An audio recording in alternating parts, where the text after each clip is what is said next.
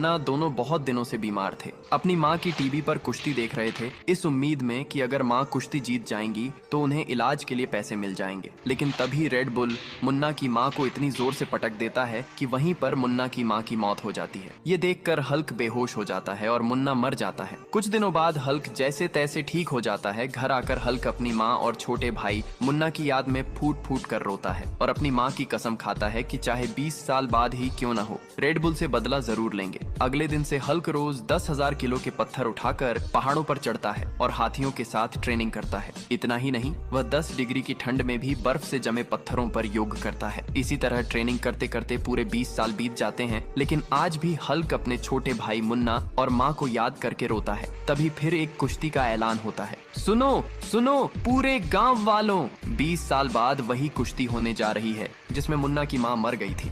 और सुनो, ये कुश्ती सांपों की दुनिया में होगी। जो हारेगा उसे सांपों को खिला दिया जाएगा और जो जीतेगा उसे नागों की दुनिया का राजा बना दिया जाएगा। अगले दिन सभी लोग सांपों की दुनिया में कुश्ती देखने जाते हैं। धीरे धीरे पूरा अखाड़ा भर जाता है। रेड बुल फिर से अखाड़े में दहाड़ रहा था, लेकिन हल्क इतनी जबरदस्त ट्रेनिंग करके आया था कि वह किसी को भी यमराज से मिला सकता था। दोनों आमने सामने होते हैं। लड़ाई शुरू होने से पहले हल्क रोते हुए कहता है, अभी तक किसी ने मेरी माँ और मेरे छोटे भाई मुन्ना के लिए लाइक सब्सक्राइब करके कमेंट में माँ नहीं लिखा। लड़ाई शुरू होती है। हल्क रेड बुल को इतनी जोर से पटकता है कि रेड बुल वहीं मर जाता है। हल्क इस मुकाबला को जीत जाता है